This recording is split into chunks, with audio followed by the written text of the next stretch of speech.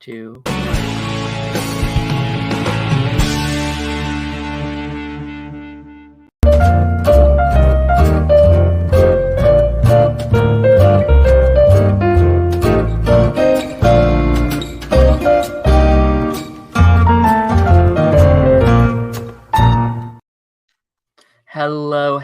Hello, everybody.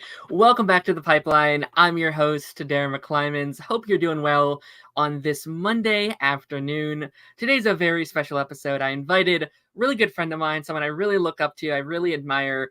Unfortunately, person couldn't show up today. They had a thing. So I brought over my friend Adriel instead. How's it going, buddy? How are you? Good. How are you? I'm really good, man. I'll be honest, I didn't think I'd ever get you on here. You kind of quit the content creation game a while back, and I was like, man, never had you on here. But I figured if I was ever going to get you on here, it's going to be Blue Beetle. Blue Beetle. If there was one thing that I had to be out of retirement for, it would be Blue Beetle.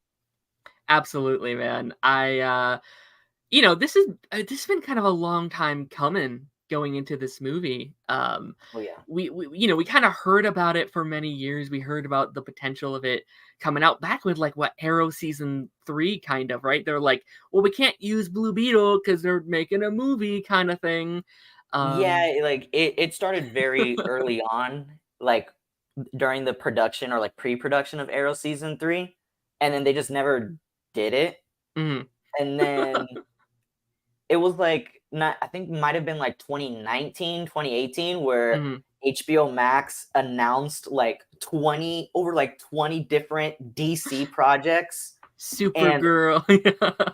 There was a Supergirl movie. You were gonna get a Zatanna show. You were gonna get a Constantine show. Yeah. They announced literally everything. And out of all the 20 plus projects that were announced, only 2 went into production, and out of those 2, only 1 got released in theaters and the other one got written off for tax reasons. Yeah. So yeah, I mean, I think it is kind of cool seeing out of everything that this is the one that did survive. This is the one that, over Batgirl, which I would argue is a much bigger, more popular character. Most definitely. I was shocked. Yeah, absolutely, man. It's pretty crazy. Later, we definitely will fully dive in and fully talk about our opinions on the movie, everything going into the movie. We have a couple headlines, though, to jump into today. So, guys, if you are watching, if you're over on Playback, let us know what your thoughts are on Blue Beetle and on all these topics we're here to talk about today. First up here, comic related, kind of Arrowverse type related, kind of. Dreamer will once again return in DC Titans Beast World Tour Metropolis, written by Nicole Maines. Now, are you a Titans comic fan? I know you're more of a comic fan than I am. You keeping up on this at all? You keeping up with what Dreamer is up to in the comic books? Yeah, I have. Where anytime Dreamer has showed up in a comic, I automatically read it because I loved her character on Supergirl, and the fact that she's actually kind of an original character. Yeah. She's technically comic related because she's an ancestor of a pre-existing comic book character, but their powers are not that similar. So she's essentially her own thing. And the fact that she has blown up to this point, I'm very excited. So yeah, I read the Superman Son of Kal-El comic that she was in. And she, every single time she shows up, she always seems to be the one writing it, or at least co-writing it. So I like that she definitely has this hand over the character of listen, I played this character. Yeah. I want to nurture it. I want to treat it. To be honest, when DC announced this whole Beast World event, I was kind of not going to not read it because it's a whole different topic that we can probably talk about later. But it's just, there's something going on in the comics, at least with DC, where they keep introducing a big comic event one after another, to the point where it's how many events do I have to go through? So I'm you know what? I need a breather. I need to relax. I'm good. But I think I'm just going to check out this specific issue just for Dreamer. That's fair. That's absolutely fair. It just makes me very happy that something that did come from the Arrowverse, something that we both, grew up on and really enjoyed, is still kind of active and alive. And I've said it for a couple months now. I think it was after she went into like Fortnite. That was like, I think Dreamer's the biggest like win that the Arrowverse gave us. Like, I think it's either, yeah, like the waves that she was able to make was amazing. It's her and John Diggle, but John Diggle has kind of had some weird stuff recently, so I would definitely say Dreamer. Yeah, at least from the comics perspective, the Arrowverse didn't really have that much of an impact, unfortunately, because when it came to like Flash comics, it was relatively the same, like not too much changed. When it came to Arrow, I think the only thing that did change was John Diggle's addition as a character. And John Diggle in the comics is like nowhere near how he is in the show. Like in the show, he's portrayed on the shows as like this perfect like personification of morality and humanity, whereas in the comics he's more like slimy and dirty, kind of like a sneaky person. So it's that. And I think other than that, I think Dreamer is the only addition that started on the Arrowverse and managed to show up and have such a big impact on DC Comics. I think that was the only thing that transferred over.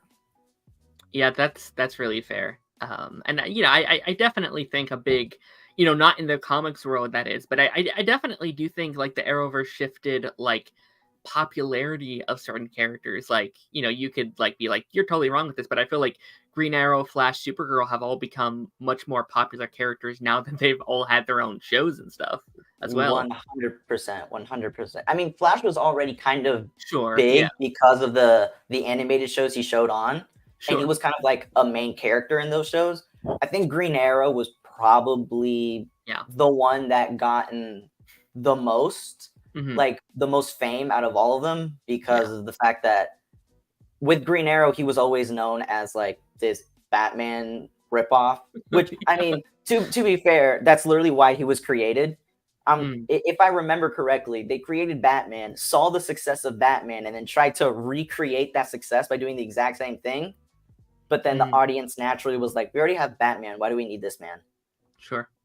So it's nice now that even though Green Arrow hasn't become a household name, because to be fair, unfortunately, his comics still don't sell that much. But the fact that he's now in the conversation is actually amazing. And I think I have to thank the Arrowverse for that, even though they weren't necessarily comic accurate in that show.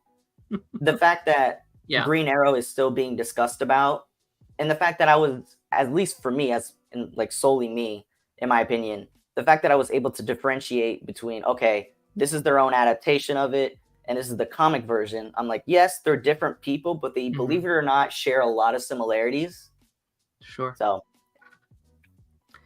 Yeah, I mean, there's definitely a big talk of like, is Stephen Amell a good Green Arrow, even though he's so different to what his comics are?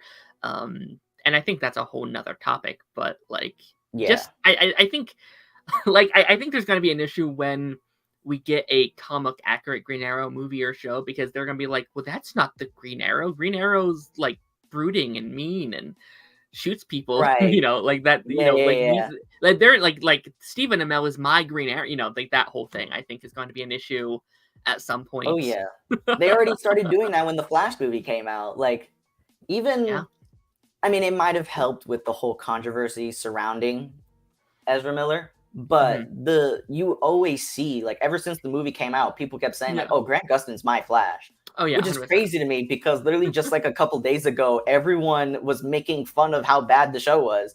But if there's one thing we can all agree on, it's that, like, listen, no matter the quality of the show, Grant Gustin 100%. Is the Flash. 100%. It's, it's really funny. Like, in my opinion, season 9 was, I know I haven't watched it yet, but season 9 was one of my least favorite seasons of the whole show. And I feel like a lot of people agree with that. It's pretty bad. And yet, the same year that comes out, the movie comes out, everyone's still like, yeah, Grant Gustin's way better. Which is 100%. Really, it's so funny. And I won't say I feel bad for, like, Ezra Miller. Like, I'm not going to say that. But I do feel bad for anyone that has to fill those shoes in any of these iconic characters. Like, it's always such a a struggle trying to transition to someone new. Oh yeah, I think that's kind of the big issue when it comes to these legacy kind of characters, or like Mm-hmm. characters that can be portrayed by multiple people. No Yeah. matter what, you're always going to be compared. I mean, we still to this day are comparing all of the Batman actors and all of the Superman actors, even Spider-Man, though yeah. the reasons why they all act different is because of the director's different interpretation of it. Mm-hmm. So it's like, of course, they're all going to be different, and also even the actors are doing their own interpretation of it. It's like, yes, they're all going to be different. You can all have Yeah. your favorites. Yeah, I think the moment, which I hope is soon, we finally get a Green Arrow movie or a show. Like 100%. I Yeah. need something Green Arrow related. Green Mm. Arrow's my favorite superhero. So like I need something. I need something for Green Arrow. Absolutely, man. I think it's coming. I think later in chapter 1, possibly, maybe early chapter 2 of James Gunn's verse, if we make it that far. I don't know. James Gunn verse. Alrighty, moving along here. First teaser trailer for Scott Pilgrim versus the World anime officially released this week. Did you watch this trailer at all? Were you aware that this was a thing?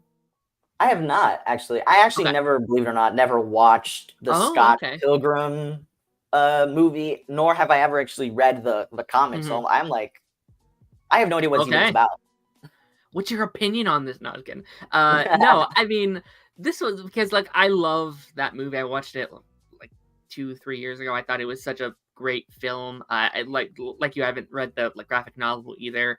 But I watched the trailer. I thought it looked very cool. I'm not like a like anime guy, so I was like, yeah, that's cool. Probably won't watch it, but it's cool. And I hope the fans of it enjoy it. Like I've said this for a while, but I think like this medium is some of the best for like comic book adaptations. Like I think I want to see more of that going forward. I want to see these big budget superhero projects get in like like your animated DC movies that we've had for years, but give that a higher budget. And I think that's the best medium to tell these stories. So You're saying that with My Adventures with Superman. yeah. It's very anime inspired when it comes to its art style. Mm-hmm. Like people are nicknaming it Superman anime, which is actually kind of clever. I actually love that. But yeah, I mean, you're seeing that with My Adventures with Superman, and that show has been incredible so far. It has. And Yeah. the art style is incredible. They're actually using the anime art style to their advantage. And I think if you're going to use the anime art style, obviously you have to use it to your advantage. You have to. 100%. Yeah. And I think this year especially, like we are realizing that like, oh, like these stories are better. Like Ninja Turtles came out and they're like, this is one of the best like Turtles movies we've ever seen. Across the Spider-Verse came out. This is one of the best like Spider-Man movies we've ever seen. James Gunn has said like he's going to do these like big budget like films like this, and I'm so excited. And I'm so curious to see like which characters get which treatment, because there's so many that like Flash is one. I was like, do a Flash like Spider-Verse inspired movie and it'll be amazing. Like that's what I really want. That sounds awesome. 100%. Yeah. I've said like Plastic Man I think would be really sick. Like explore that medium a little bit and oh yeah. And kind of just see what you come up with. And I think they could be bangers for sure. Most definitely. Yeah. Moving right along here, the first teaser for Percy Jackson Disney Plus series was officially released, plus a official release date for December 20th. Now, I was actually shocked about this because we heard it was next year previously, but I guess it's basically next year. It's like the last week of December. So, right. Are you like a Percy Jackson fan? I'm pretty sure you are, right? I am a huge Percy Jackson fan. I am currently rereading the books. I would grab it, but like my microphone is attached to the laptop. I literally have the third book on my shelf right there because I'm literally rereading it. But yeah, I was a huge Percy Jackson fan in middle school. And then just over time, I just never like read it again, but I was still very interested in it. And then ever since this show was announced and I heard that the author was going to actually be more involved with it compared to the movies that came out like a couple years ago, then I was like, okay, I trust this man. So I started like rereading everything right now. I'm so excited. I've been waiting for this show forever. Yeah, I mean, I like I'm in a weird spot because again I haven't read the books. I actually like bought the first book. I haven't read it yet, but like I grew up on those movies, and like for the longest time I was like these movies are great, and then like everyone else is like no they're freaking not. These are trash. These are horrible. You're a terrible human being for liking these movies. I'm like oh, okay, but no, I mean I think we are going into an age where studios are finally realizing just like quality. Like they're realizing what the fans want is a solid adaptations of these books, and that's from what I'm hearing, this feels like that's what this is. This is what they're going for, and I think they're doing that with a lot of properties. And I hope the fans are happy. I hope that fans can look at what they love from the books and be like, this is a good adaptation of that. I also just think like TVs is a great medium for books. Like I think TV should always be put into books over movies, unless it's a really short book. But like this seems to be a longer book, a longer series that might need a TV adaptation. I mean, the individual books are like relatively short, so I am curious on how they're gonna do the format of that. Just because having actually read the books, the chapters are very short. It's like there are something that you can be read through within like 20 minutes at best. So I'm not sure if this is true, but I'm pretty sure like the first season is like 8 episodes long, like has an 8 episode count, which is perfect that feels about in right, my opinion. Because when I read the first book, I was also saying like the chapters are like very short. It's a very fast paced story as well. So if it ever gets to a point where at least the first season, if the episode count is over 10, they're clearly milking it. But I will say it sounds just from the teasers very book accurate, because I recognize all of the scenes in the teaser from the books. Every time I saw a scene, I was just like, I read that. Oh, okay. I remember that. That's awesome. So they currently have looks like 9 episodes in the 9 first episodes. season, which Okay. which is I think is a solid number. That's more than what they usually do. No, with the Marvel shows, yeah. Yeah. Well, I mean, I think I think they really badly just need good originals. Like they need good original content. Yes. Badly. And I think this could be one of their standouts. And I think they're slowly getting there. Like Daredevil's coming, and that's going to be like 18 episodes. I think that's going to be good for them. I know they're doing like Phineas and Ferb. I think Percy Jackson. I think a lot of these they just need good shows. Like they don't have a good catalog of TV shows at all. Right. Right. Because even then, it's like, sure, a lot of people are still engaging and watching the Marvel shows, but they always end up being not very positively received at the end of the day. So I don't know. It's just like they don't really seem to understand like what makes a good TV show necessarily. I hope this is the finally the perfect example of what makes it like, oh, so we do know what we're doing. We got it now. Don't worry. It's in good hands. And I really hope it's in good hands, because this franchise was like my childhood, and I was one of those people that was upset by the movies. Just because it's like, for me, like accuracy is not even that big of a deal for me, but there were just some choices made in those movies where, having read the book and then seen the movie, I'm just like, okay, I understand why y'all make that change, but making that a change completely ruins the dynamic and the plot of the story. Like, I'm not sure they realized that until a little bit too late. I've always said this, is that if it wasn't being adapted into something, the Percy Jackson movies would have been fantastic on their own. Yeah. Like if it was an original creative idea, they would have been set. But the fact that it was adapting something, it was already getting poorly received. Yeah, I mean, like I really enjoyed those movies as a kid, but I had nothing to base them off of. I had nothing to hate, I guess, because I just thought they were a fun movie about some teenagers. Like I thought they were fun.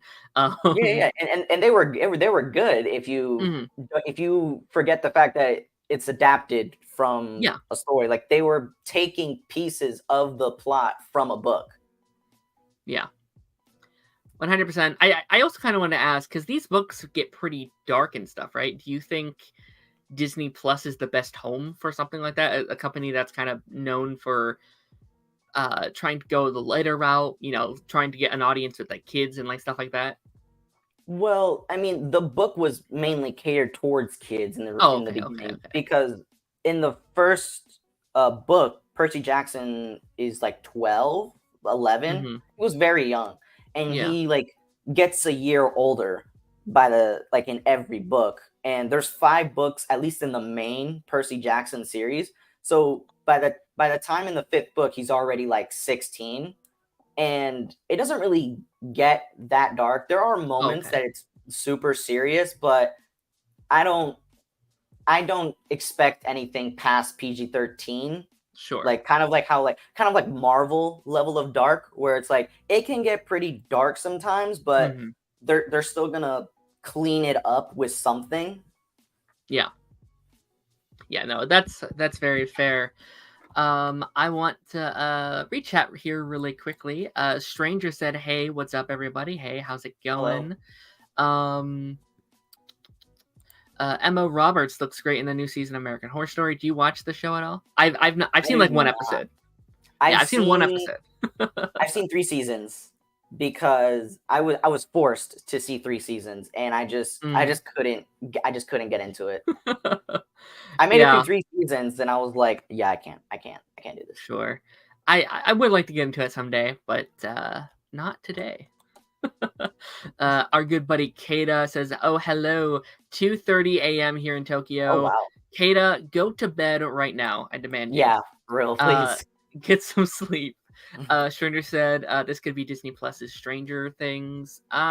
Maybe they need a big hit and like an ongoing hit, right? Like something that comes out every 2 years, not like because like with the Marvel with Star Wars, you can't just do like every year or so there's a new season because I have to wait for what comes next. They have to wait until the movies come out or whatever. Right, So yeah, I mean if they could just like I don't want them to just push out seasons, but like make it consistently. You know what I mean? Like a right, regular yeah. like network show would do. Yeah, and it's something that can stand on its own. Like it can Yeah. be its own franchise because the way the MCU works, it's like sure you have many franchises, but they're all part of one giant Hmm. franchise. And at least with the way Phase 4 was kind of handling it, and now Phase 5, it's like because there's no Avengers movies, at least not until like much later, Yeah. they kind of using each of these shows to connect to one another, and it's like okay, but you're assuming and expecting that every fan is going to watch every show and every Yeah. movie. That is a very tall order to ask. Like if we don't watch it, what's going to happen? Are we just like not going to Gonna get understand? it. Yeah. Yeah, no, that's a very fair point. And also like I guess it is one of their first originals. Like it's their first project where you don't have to have seen everything prior. Besides like Willow, but like no one watched Willow. That show got canceled so fast, and I think they Hmm. purged it off of Yeah. Disney Plus like immediately.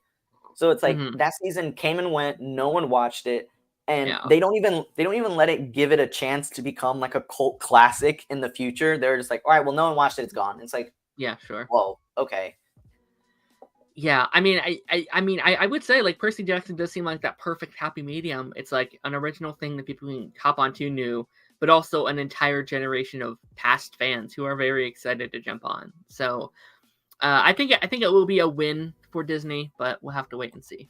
I Our hope. last main news story here. Now, again, I want to take this one with a grain of salt because with all this, whenever we talk about rumors, it's always a grain of salt. So, Thor 5 is reportedly being planned with Taka Waititi to return to direct. This has kind of caused a lot of drama over on Twitter and certain things. Are you a fan of the Thor franchise? Do you want to see another one? Um, Uh, uh, I like Thor when he's not in his own movie. I mm, always seem to like Thor when he's in other people's movies mhm. or like in Avengers movies, but the moment he has his own movie, I'm just kind of like, oh, because the first movie, it was just like a rom com, essentially. At least that's Yeah. like what that's what I remember the first Oh Thor yeah. movie. to be. It was like, this was just a Mhm. rom-com. And then if you put a gun to my head and tell me the plot of, if you tell me to tell you the plot of Thor: The Dark World, pull the trigger, Yeah. because I don't remember what happened. All I know is that Jane, I think is her name, she got somehow infected by the reality stone Yeah.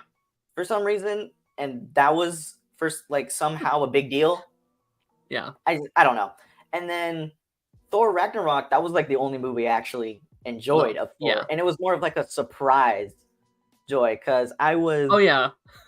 I didn't see it in theaters because I was Mm. already so disappointed with Thor that I was like, I'm not gonna do it. And then I think this was still before Disney Plus, so Thor Ragnarok was Yeah. on Netflix. So then I Mhm. watched it on Netflix, and I was like, oh wow, this is actually really good. Like I was impressed on how good it was. So, and then I was like, the moment I heard Taika Waititi was going to direct Thor 4 and that whole thing, I was excited. Mhm. And just like more news I kept hearing about Thor Love and Thunder, I just kept getting more and more excited. And then I watched it and I was just like, what a whole bunch of nothing. It's like, what a whole bunch of nothing. Yeah. Yeah, Thor 4 is that was a movie. Like, it's such a weird one because I still prefer it over Thor 2. Mainly because there's stuff going on that I can like remember and I can enjoy. Like there's stuff in there At that least there was colors in Thor 4. yeah, like there All I are remember is gray in Thor 2. yeah, no, like there's actually things I can enjoy out of Thor 4. But that's such a weird film and like listen, I think Taka is a good director. I do think he is. Like Oh he yeah. makes good movies.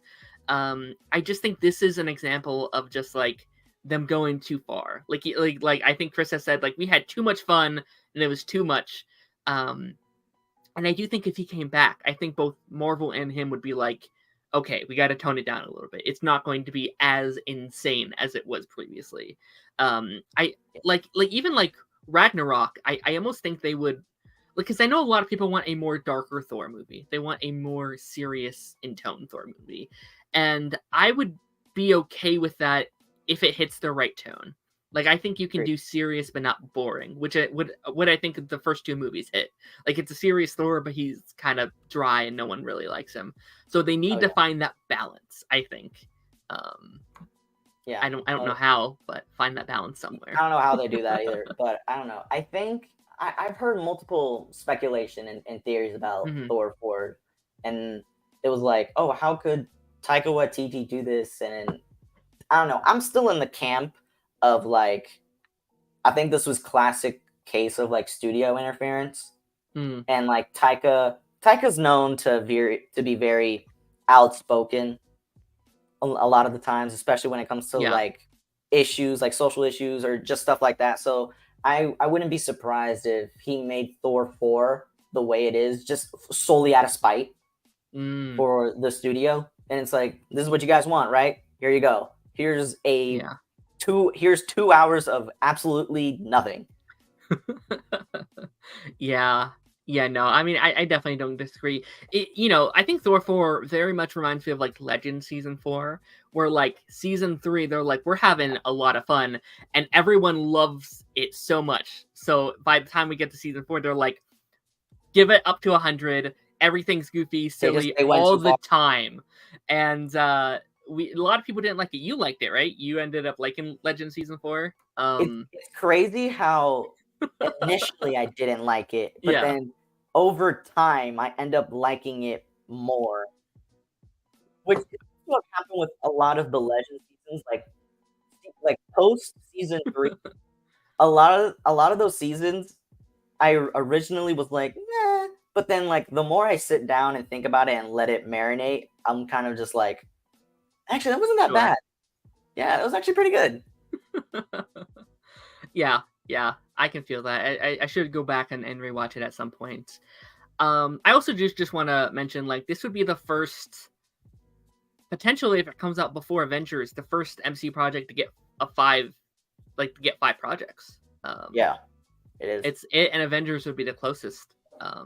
I guess depends when this happens. If it comes out before Kang Dynasty or after it, it's Yeah, really hard because like we don't really know what's happening with Marvel right now. Like they've paused on a lot of their projects, and then the writer's strike happened, and it's like all these projects are announced, but we have no idea when any of them are coming out. yeah, they probably have to like rework and shuffle around Yeah, their slate that they announced a lot yeah, solely because of the strikes. And not even just because of the strikes, because there have been like other movies that apparently have complications. Like it's like, could you believe that Marvel doesn't know how to write a Blade movie? Like, yeah, why am I hearing news about them struggling to write a Blade movie like every week? Is it not about a vampire hunter who kills yeah, vampires? That's the movie. You figured it out. yeah. I don't understand why we still don't have a Fantastic Four cast. That was announced 4 years ago, 3 years ago, 4 years ago. It's insane. I don't want to hear Yeah. one more rumor casting. I'm sick of it. When it comes to the Fantastic Four, when it was first announced, I was like, okay, awesome. And Yeah. then you heard nothing more. You heard nothing but crickets. And it just got to a point where I'm like, listen, make a make a Fantastic Four movie or don't. I don't care anymore. Just Yeah. do something. Absolutely. Yeah. I mean, like those aren't characters I love or anything. So Yeah, me like either. I was very open to it and I was excited for it, but I'm at a point I don't care. I don't Yeah, care. like and that's me with Marvel at this point where That's I'm just fair. like, That's fair. I'm not going to see a movie until I know that I'm going to enjoy it, or that everyone's like, okay, this is actually pretty solid. Yeah, no, I mean I think a lot of people are at that point, and I think that's where Marvel has to readjust and be like, wait, people aren't digging. What do we have to do to bring back good faith again? I think that's what they currently need to do. Yeah, most definitely. But with that being said, on the other side of the pond, I really wanted to talk about Blue Beetle, man. So Blue Beetle came out this Woo. past weekend, very recently. All five of us went to the theater and watched it. So I do want to ask you because you are easily the biggest Blue Beetle fan I know. Out of everyone I know, you're like the number one Blue Beetle fan, Mm. and your hype towards this movie made me even more excited, even in a time where I kind of fell off of it, like kind of fell off of the hype a little bit. Um, and this is one of your favorite superheroes, right? So I did kind of want to ask, like, what was it like seeing one of your favorite heroes on the like big screen? It was so exciting. I know I'm gonna sound like super dramatic, but like the moment I saw Jaime talk and hug his family, I was already tearing up because I was like, this, I have been asking for this for literal years. I have been asking for this forever because it's just it's just one of those things for me because like the whole story of me getting into Blue Beetle was just I Mm, was a teenager. I didn't read comics yet, but like I knew about the superhero world and I was getting into it. I heard of him because I played in the Injustice 2 video game, and then I later watched Young Justice, and then he was so yes. happened to be like a big part of season 2. So then Young Justice was kind of like the final push I needed to finally like to go read the comic books, and it was one of those classic situations of I didn't realize how important representation was until I got it. Sure. Where for me, you would always hear that argument of representation, and I was kind of like, yeah, but I mean, as someone who is Hispanic, I can relate to Superman. Like, I can Yeah. still relate to Superman. The one person I can't relate to is Batman, but that's because he's a billionaire. But like, I could still relate to like Superman and his problems. I can relate to Spider Man. So I think it was also because I was in high school, so I didn't really understand what the world was Yeah. yet. So I just kind of had this mindset of like, don't really understand this representation debate thing going on. And then I got it with Blue Beetle, and I was like, oh my god, that's me. Like I Yeah. look at Jaime and I'm just like, that's me right there. Like he has the shaggy long hair, he has the little scruff under the chin. Like he looked just like me and he had a family that was like very similar to mine. So it was like another level of connection. It's like sure, like, sure, he is Mexican and I'm Cuban, so like there's still some cultural differences there, but the fact that I was still able to get most of the references, especially in the movies, the fact Yeah. I was still able to get most of the references, I was like, okay, it is hitting me on another level here. Like Yeah. it's more of just like the quality of the movie for me. This is me as a person just so happy to see something that represents me and my family on like on a day-to-day basis. Aside from Yeah. the alien stuff. Yeah, Actually, no, yeah, even man. the alien stuff. No, I mean, I think that kind of stuff is so important, and like I hear stories like that all the time, and I like I've always said, like, just for that reason alone, just that people are able to connect with the movie, that makes its whole existence worth it. Just the fact that you were able to get something out of it so personal, um, I think that's amazing. I love that, and I was watching the movie and I was like, how is Adriel going to feel about this particular scene? Like, is he going to geek out over the scene like I was? Because I had such a blast with this movie. I thought it Oh was such yeah. a fun time. But I also just kind of want to ask, like, how were you feeling going into the movie? Like before ever seeing it with the trailers, how it was like the like marketing. Did you think it was going to be good going in? I thought it was going to be good going in regardless, Mm, in spite of the marketing, because in my mind I was like, okay, it's Blue Beetle, and I haven't seen the other director's work, but just seeing the yeah. interviews of the director, it sounds like he genuinely cared about making the movie, and the fact that I don't know if he was a comic book fan, but it genuinely felt like, okay, if he wasn't a comic book fan, he definitely read some Blue Beetle comic books prior to making this movie, which is always nice. That I'm surprised Hmm. that's not a requirement. But yeah, it's always nice when they do that, and especially Jolo, where he's actually a big comic book fan. Yeah. Where like there's a video of him finding out of him getting the role, Yeah. and he's FaceTiming his mother, and his mother's like, yeah, like I used instead of reading lullabies and like bedtime stories, I read comics to him to make him fall asleep. Uh-huh. He would Yeah. he would read comic books to sleep. So it was like another just seeing how it affected just these two people, just the director and the main star. I was like, there's going to be so much passion and so much heart into this film that no matter what teaser I see, no matter what poster, no matter what trailer, it's not going to change my opinion. That being said, the marketing was utterly terrible. It Was was really bad. Yeah. it is so horrendously bad because Mhm. granted, I'll say this just for full transparency's sake for people who haven't seen it yet. Uh, yes, it hasn't done anything groundbreaking in the superhero Mhm. genre. It's very much it covers the same ground that you have already seen before.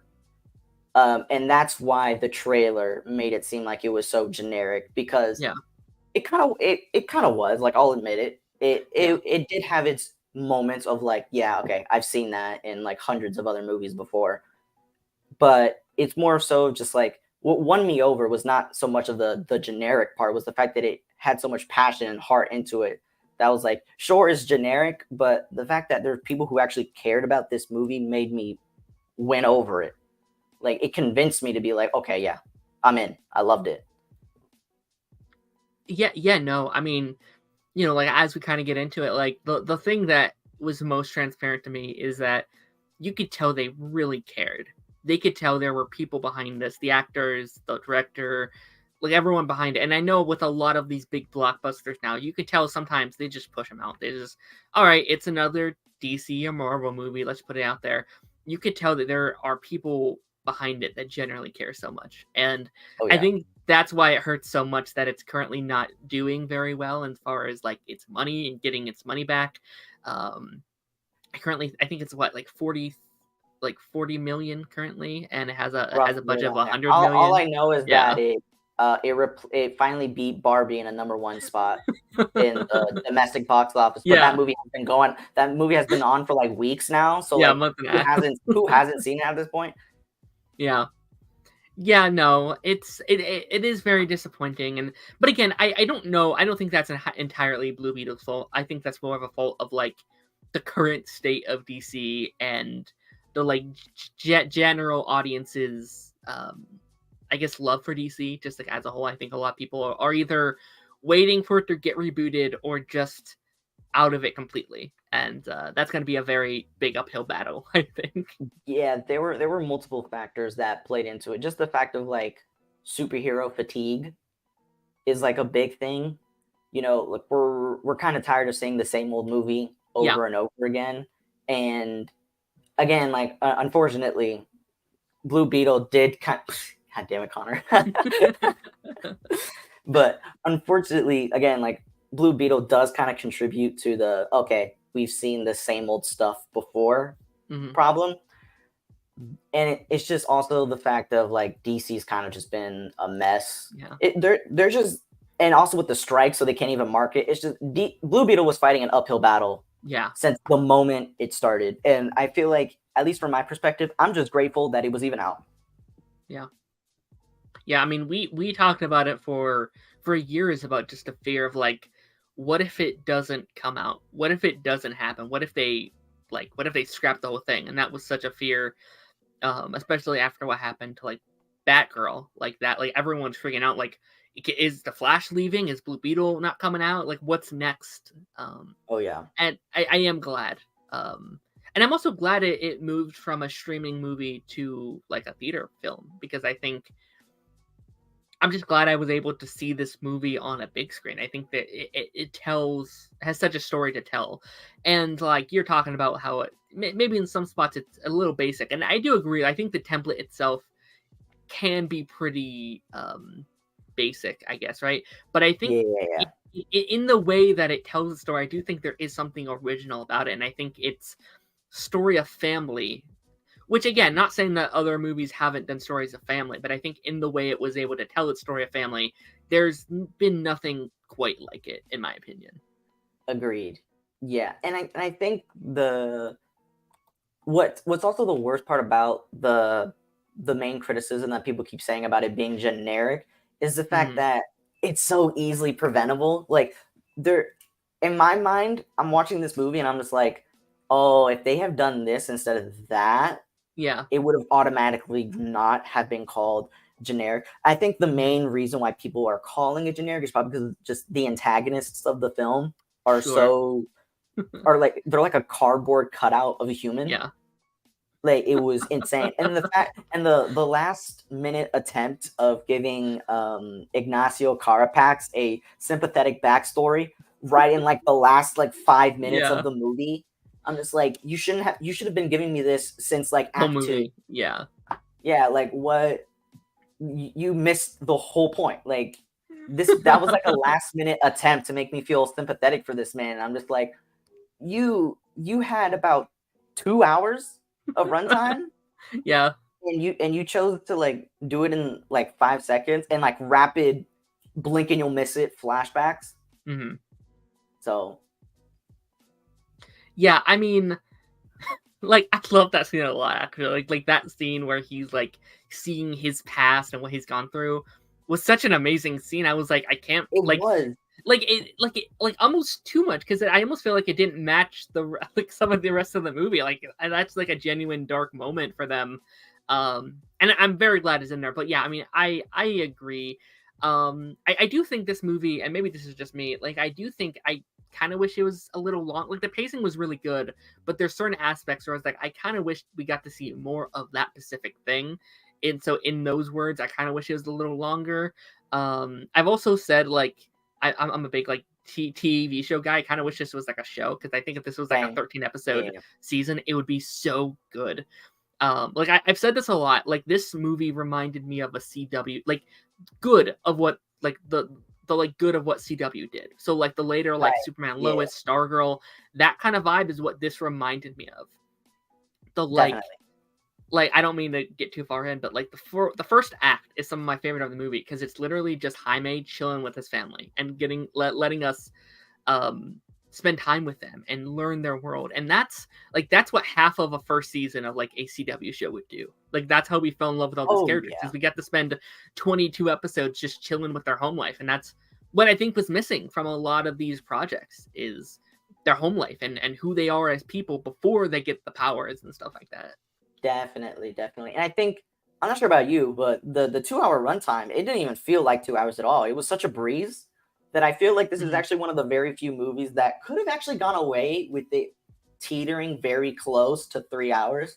I feel like by the time you hit 3 hours, they would probably feel it, but I feel like the close, just like maybe 2 hours 45 minutes, I would say at most is probably what Blue Beetle could have gotten away with.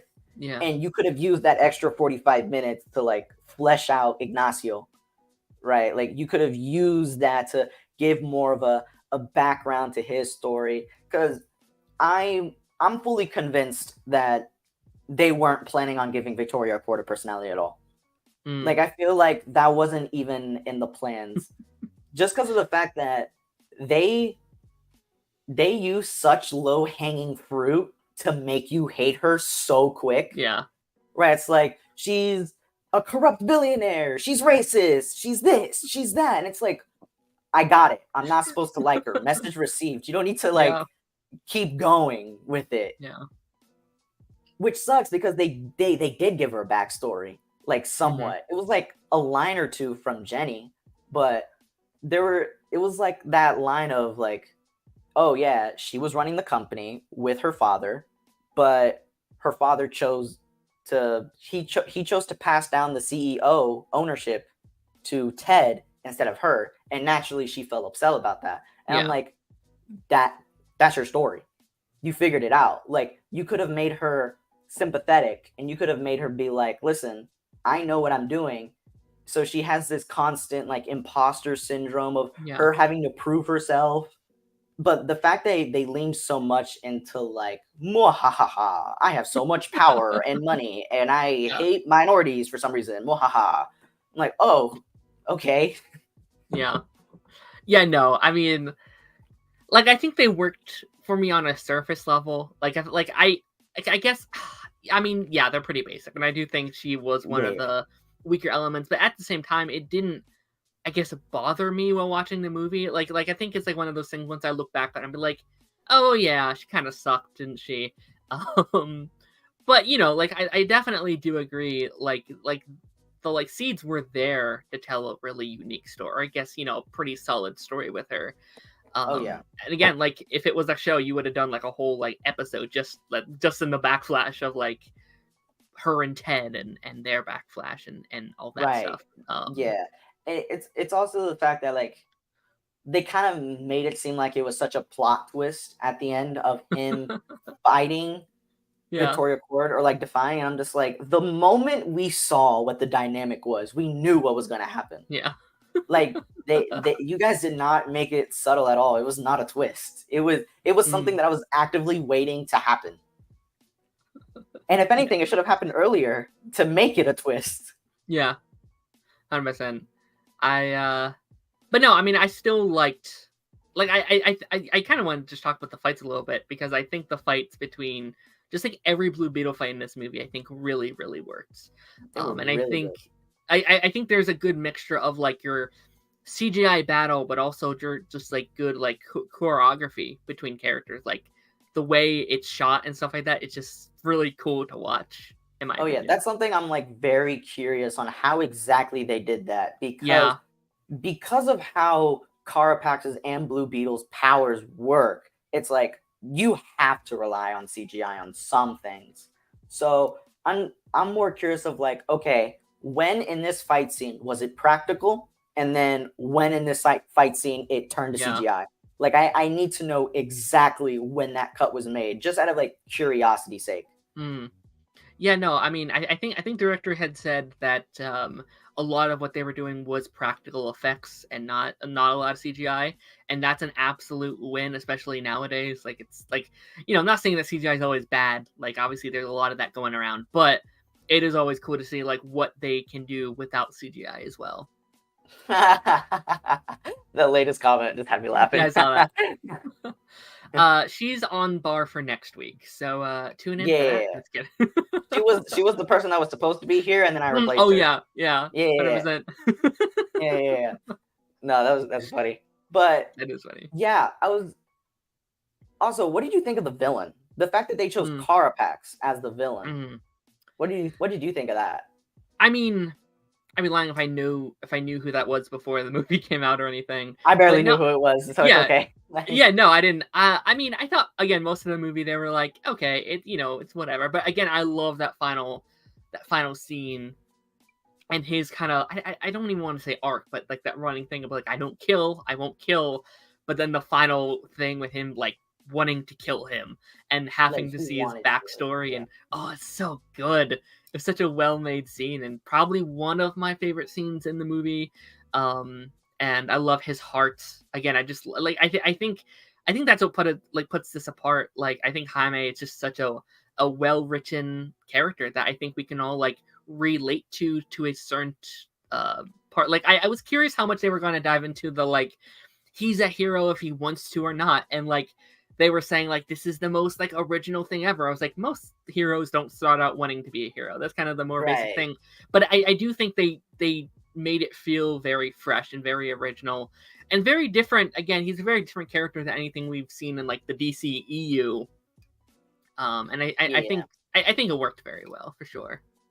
I'm also glad that he was this kind of reluctant hero where like he got the powers, he doesn't want them, so Mm-hmm. he wants to give them back. But I like the fact that there wasn't a whole act in the movie, kind of like similar with how Spider-Man, where like he just Mm-hmm. outright refuses to use the powers and like tries to like ignore it and suppress it. The fact that he's like, okay, I have this. I have this thing that's attached to my spine. How do we get it out? We can't get it out. Okay, I guess I'll be a superhero then. Like Yeah. the fact that he very much like he was very quick in accepting like okay, Yeah. what I have to do then because I can't get this off my back. Literally.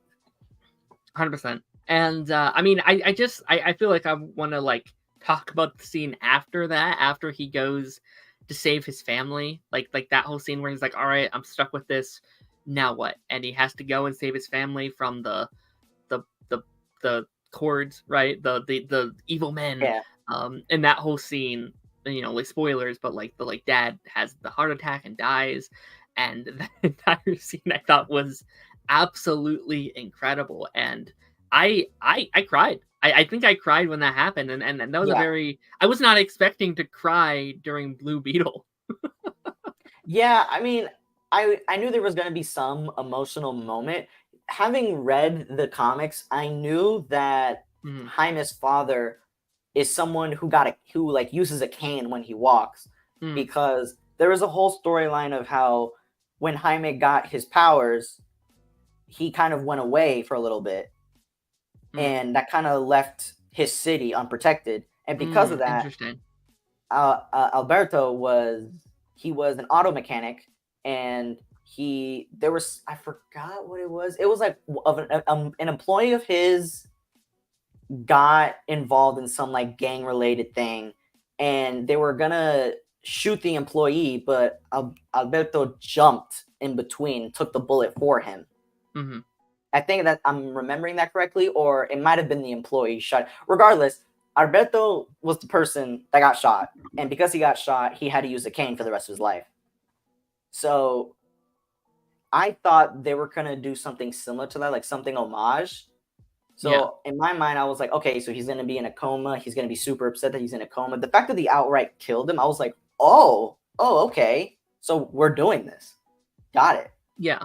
Because there hasn't been a comic book where Jaime doesn't have his dad. Like his family, his parents are like in a very integral and essential role in Hmm. every single one of his comic books. So this might offer a new dynamic in the movies of like, okay, so what's he gonna do without his dad?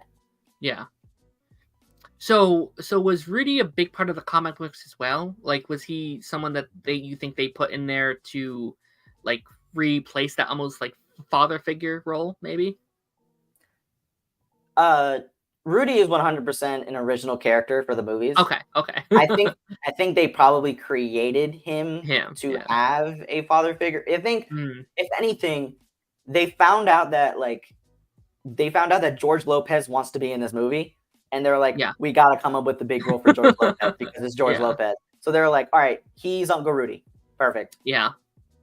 Yeah, I mean, again, this wasn't really an issue for me, and just more so like something I would have liked to have seen. I do wish we at least got more scenes with Jaime and his father, because I do think that scene at the end where it's like, I don't want to leave you. Like I wanted a little bit more. I wanted to like have more of a connection with the father than I already did, because we didn't get very much screen time.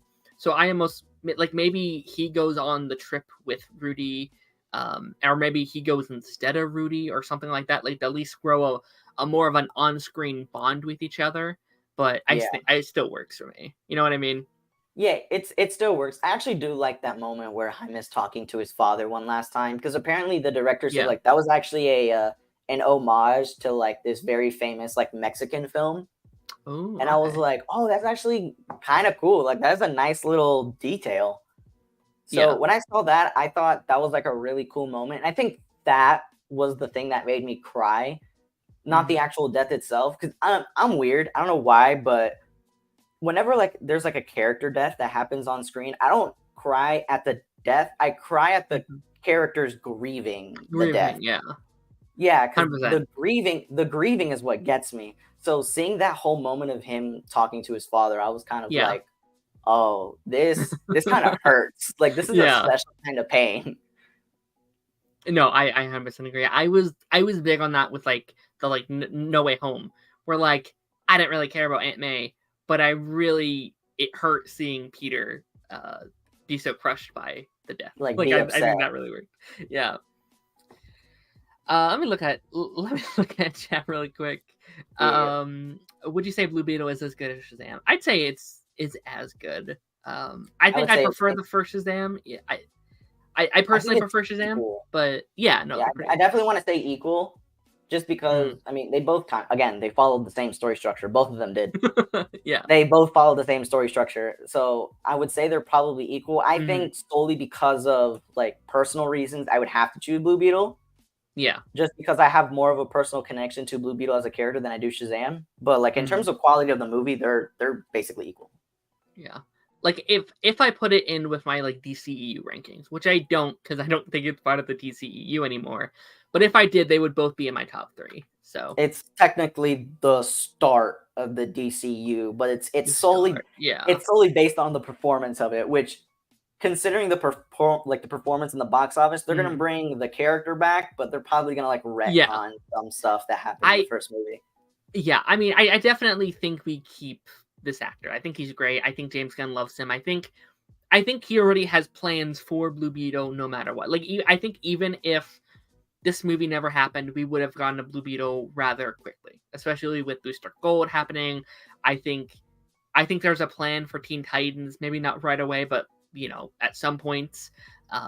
So I think we would have got him at least at some point. But no, I Definitely. mean I hope he does continue because he's great. He's amazing. Like it would be a darn shame if these Oh yeah, characters and don't the continue. actor has said that he's like he wants to do this. Like Oh he yeah, came out and saying that he's like, I want to do this for like the rest of my life. I'm totally okay yeah, with doing this for 12 years or so. And I'm just like, that's listen, perfect. Yeah, that's he's young. Yeah, that sounds less like a dream and more like a possibility of what's going to happen. yeah, So yeah. No, I mean I hope he gets.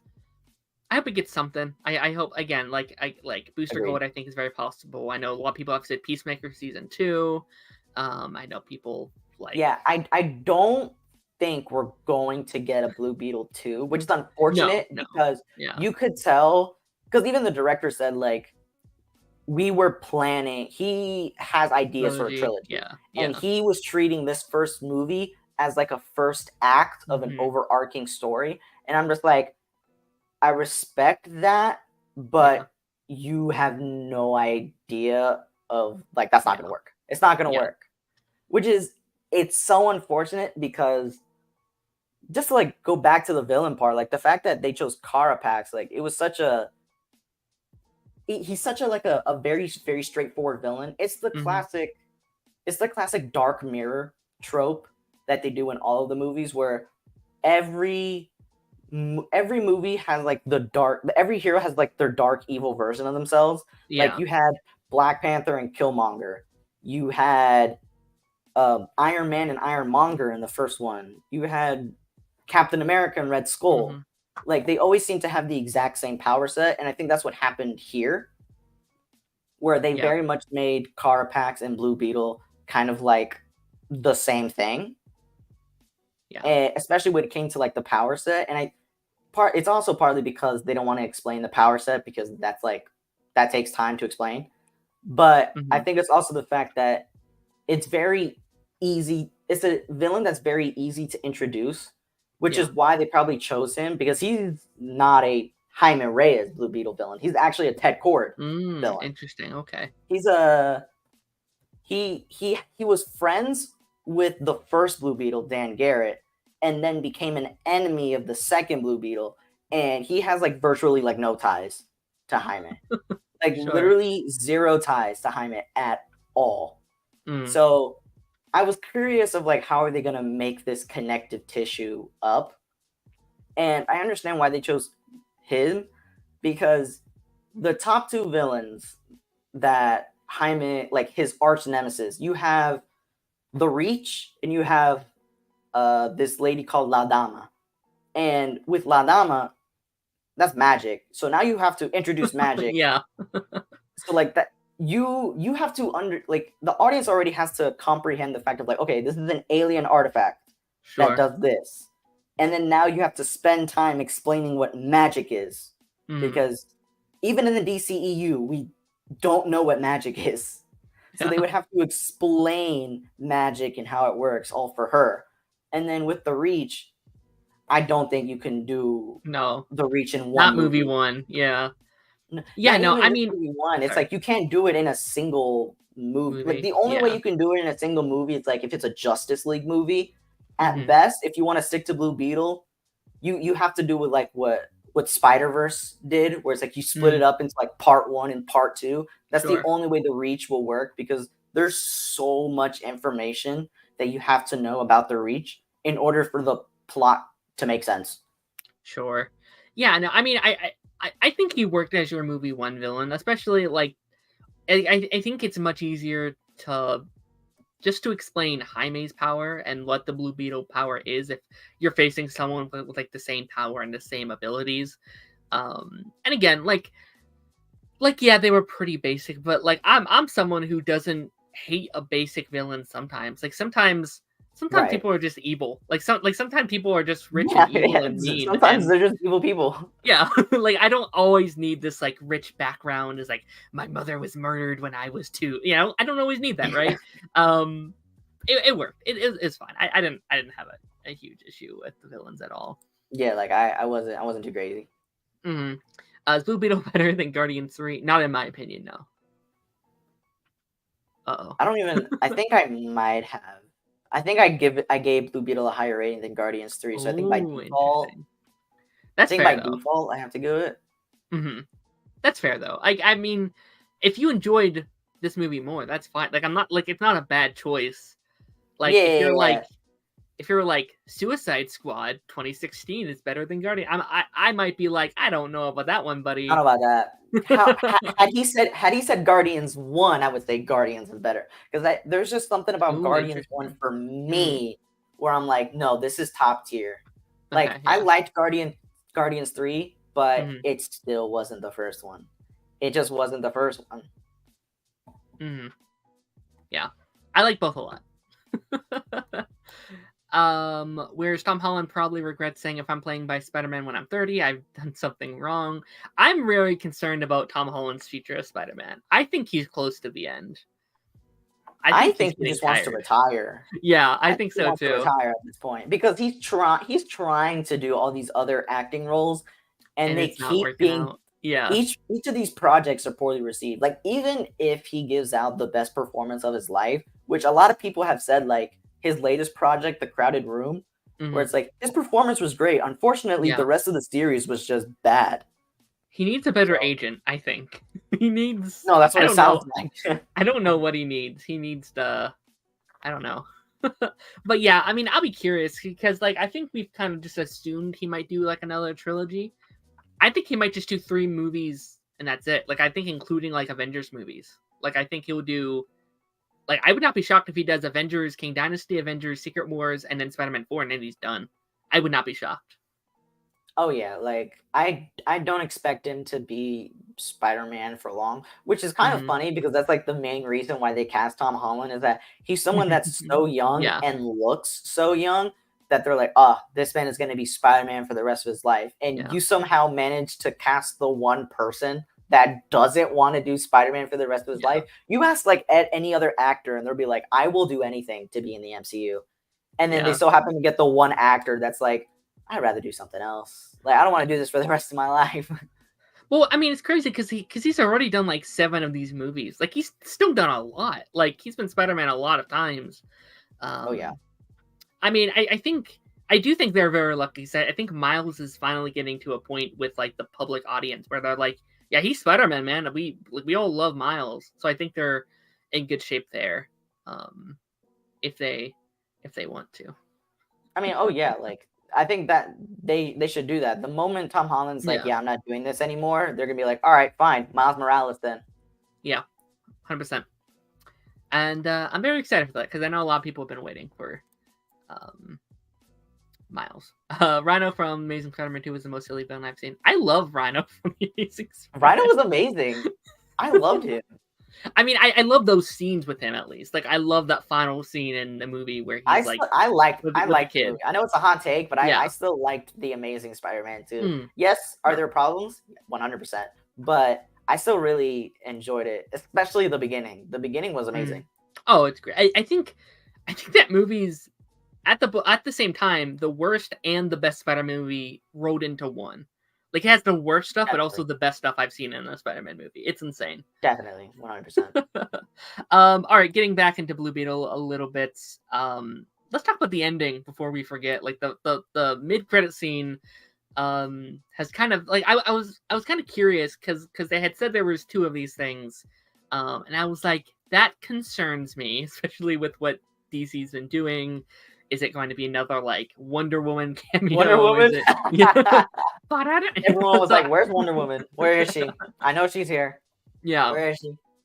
And I think I really like how it was exclusive to the Blue Beetle franchise, right? It wasn't Superman showing up. It wasn't Batman or Flash. It was contained to what the movie set up. And it is revealed that Ted Kord is somewhere alive and he's trying to get in contact with his daughter, which, I mean, were you shocked by this at all? I thought it was pretty apparent how they set it all up, that if he wasn't revealed in this movie to be alive, they would later on have plans to reveal that he was alive.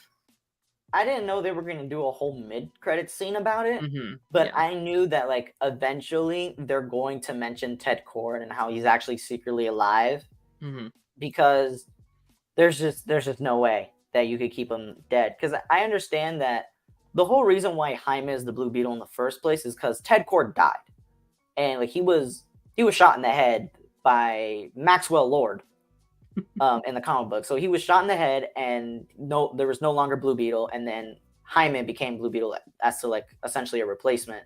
Yeah. And in my mind, I'm like, so this either goes 2 ways. They're either gonna do that whole aspect of it of like he got shot and he's gone, or he disappeared under like mysterious circumstances.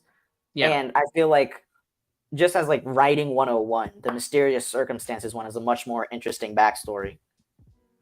Yeah. So I think this is one of the like I know like Shazam had post-credit scenes that I don't think we're ever going to see come to form. Do you think we'll eventually get back to this? Do you think James Gunn will kind of retcon this ending? What's the future of this mid-credit scene? I hope so, because we're getting a Booster Gold movie.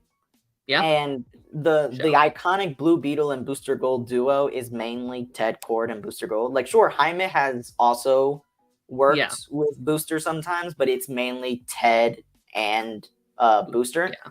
So I think just solely on that fact, they have to bring Ted back in some way. And I think if the Blue Beetle movie didn't exist, James Gunn would have brought back Ted regardless. But now he has like, okay, now I have an interesting story reason to bring him back instead of just him magically showing up. Yeah, no, that's very true. I mean, I hope we see it. I would like to see where they want to go. Like, do you have any like story ideas? Because I know you're again big on the Blue Beetle comics and stuff. Do you have a storyline that you'd want to see with Ted? I think, at least what I think, what they were probably going to do with it is that you have to introduce the Reach, because that's literally the source of Jaime's power. Mm-hmm. Like, you can't just ignore it. So I think Ted got into some investigation with the Reach, and he got a little bit too deep, and he got kidnapped. And I think they're gonna have to rescue him from the Reach. I think that's what the plot is, because that's the only way you can do the Reach with it being self-contained. Because even in the comics, there was the one complaint I do have about the Blue Beetle comics is that when they introduced the Reach, it was such a self-contained story, but it was like, this is an alien invasion. Why aren't the Justice League doing anything about this? Yeah. This is a literal invasion. And Young Justice did it well with the whole invasion thing. And I'm like, if they don't want to do an invasion kind of storyline and do the rescuing Ted from the Reach, it's like, okay, you don't even have to be on Earth to do that. Yeah. I mean, that could be a pretty interesting, like, just Justice League movie in general. Like, you know, we've talked a lot about it here, like, who's the villain of, like, the Justice League? And, you know, again, if Booster Gold is one of your starting characters, maybe Blue Beetle might as well. So I could see that. I could definitely see that lining up, which would be cool. Most definitely. Can you imagine the egos in the room of Jason Momoa? Listen, we are never seeing Dwayne Johnson again. He's never coming back. Does Jason Momoa have a big ego? I thought he was one of those guys that was like very chill. I mean, he seems nice. I mean, maybe you think of like Fast and the Furious, where the characters there might have a big ego. I don't know. Well, I mean, it's Fast and the Furious. Everyone has a big ego. I'm just being honest. I think Hollywood creates narcissists. I mean, duh. True. Duh. I know. Jason Momoa does seem nice, though. I mean, I think they both seem like nice people. Like, I have issues with Dwayne Johnson, like, in recent, but, like, he doesn't seem like a bad guy. Like, he seems like a genuine nice person. Yeah, he doesn't seem like a bad guy. I do think that there have been moments, at least from what I've heard, that, like, Dwayne Johnson's ego does get in the way of, like, quality storytelling sometimes. And I'm just like, come on. The Black Adam cinematic universe. Right. It's really not that big of a deal. Yeah. Like, out of all movies, Black Adam? Really? Black Adam. Yeah, man, like that whole thing is so disappointing, because I actually really liked him as Black Adam. Like, I like for what that movie was, I enjoyed it. Right? It's not great, but I enjoyed it. And like under different things, I would have liked to have seen him like go on and play that character more, but I would have liked him to fight him against like Shazam. Yeah. 100%. Like, he should have been the main villain of Shazam. Mm-hmm. Yeah, I mean that could have been a solid way to almost like end the universe as well if you did it right. Like, if you do that, like if that's just like a Justice League movie where it is like Superman and Zachary Levi and all that kind of to wrap everything up. Right. Because we wrapped everything up, maybe not ideal, but like we kind of ended it all kind of not great. Wait, I like the Flash. I haven't seen the Flash, believe it or not. Oh, interesting. Okay. I have like I don't really care about the Flash, to be honest. So, but from what I've heard, it didn't end anything. Yeah. I mean, some ways. I don't want to say too much, but I wasn't a fan of the Flash movie, which really sucked because Flash was my favorite superhero, and I was excited to see him on the big screen. But I mean, it was still cool to see him on the big screen and all that jazz. Right. Yeah. All right. Do you have any final thoughts on this movie? Do you have anything that we didn't cover that you would like to cover? I'm trying to think. I mean, it's other than the little things of like, oh, they changed that from the comics kind of thing. Like, just like little tiny things of like, they changed the mom's name. Like, in the comics, her name is Bianca, but they changed her to Rocio for some reason. I was just like, I didn't know that was like such a change that you wanted to make. It was just there were just like little things, like Jenny as a character. Yeah, I'm gonna be honest. I don't know how I feel about Jenny as a character. I think I understand why she exists, because they need someone inside Cord. Mm-hmm. But I don't know. Other than that, she didn't really give me much of a personality for me to go off of, especially since she's a character that doesn't exist in the comic books. Like, Ted never had a child. Yeah. Yeah, Ted has never had a child before in the comic books. Like, even in some random distant future comic book, like, it was never mentioned of any descendant of Ted Cord. So the fact that we're introducing a daughter, I'm like, okay, that's interesting, that's new. But it just sounds like she was only created so someone could have an insight at Cord, so the plot could start. Sure. And I definitely think her element is where a lot of the, like, its basic stuff comes from, because, like, there are certain scenes where, like, oh yeah, this is just like a rom-com at points. So, like, the scene, oh my gosh, like the scene where, like, they're about to kiss and then Rudy walks in and be like, oh, you're kissing, oh, I ruined Her mother's dead. Yeah. Like that was funny. That was such a rom-com moment. I kind of rolled my eyes a little bit, but yeah, I don't know, it was fine. Yeah, it's just, I really wanted to like Jenny, mainly because, like, they made her to be, like, such a big important character and to be the love interest of Jaime. But it's like, this is one of the negative things about being a generic superhero movie, is that the love interest is not so much of a damsel in distress, but their whole personality is that they're the love interest. Yeah, 100%. They did give her a little bit of, like, a background story, but for me, at the end of the day, I was still kind of like, why are you here? Like, in my mind, I was already revising the movie of, like, in order to prevent this from being generic, you could have just made Carapax, like, switch sides very early on, and then he can be your inside at Ford. I thought you were about to say make him the love interest. I was like, oh, that'd be a that too. Absolutely, that too. Why not? Woke. No, I mean that's definitely fair.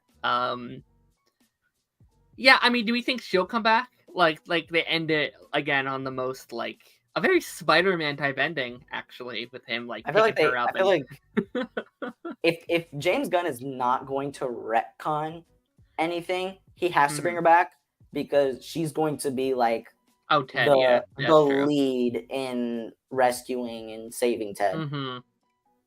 That's fair. Unless we kill her off. That too.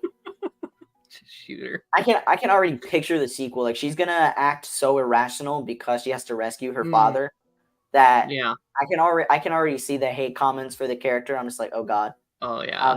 I'm scared. I am scared. That is very true. I didn't think about that. Let's see here. I wonder who's faster, Superman or Shazam? Superman, right? I have no idea. I mean, what I actually have no idea. Whatever one you want to be faster. Right. I didn't like MJ in Homecoming. She was a bully. I don't think she was a bully. She kind of, I could see why. She kind of teased. I guess so. I never saw it as a bully. Just like banter, I guess. That's because, like, at the end of the day, she was supposed to be the love interest, so it wasn't really seen as bullying. It was supposed to be seen as, like, oh, it's like a playful tease. Like, this is her way of flirting, I guess. But I guess, like, in a vacuum, if you didn't know the fact that, like, she was actually very, like, if you weren't already fed the information before coming into the movie of, like, oh, she's the love interest, then you would have thought, like, why is she kind of mean? Fair enough. I mean, I didn't really like her at all in that movie, just because she didn't really feel like she fit wasn't there. In that movie to me. Yeah, like she felt like she was there just to be there.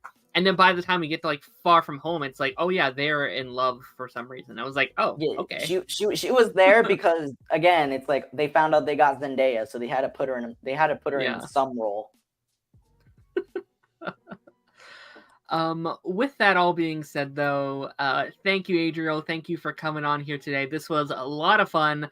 Really enjoyed talking about Blue Beetle. It's this part of the show where we normally talk about, just kind of ask my guests some things that is there anything you're working on currently? Is there anything that you want to like promote? Either something you're doing or something creating or just something like in the world you're just like, go do this thing or something. I mean, follow my Letterboxd, because I feel like that's the one social media I'm actually very active in. But other than that, I am working on something, but it's like still not done yet. So I'll come back and promote it later in the future. But very fun. Yeah, man. I would love to have you back, man. There's I mean, like, Doom Patrol is supposed to come out eventually, right? I hope so. Avatar next year. So like there's definitely opportunities to have you back on here and chat some more. But on my side of things, next week is our 50th episode. So we got I'll come up with something fun to do for next week. Not this week, next week. Next Wednesday probably will be our 50th episode. It was a lot of fun. I want to give a big thank you to everyone in the chat, everyone who is here. Stranger was here, Robert was here, this dude was here, I don't know who that is, X-Over was here, everyone who popped in today, thank you guys so much. This was a lot of fun, but without further ado, I will see y'all on the flip side. Bye bye. Peace.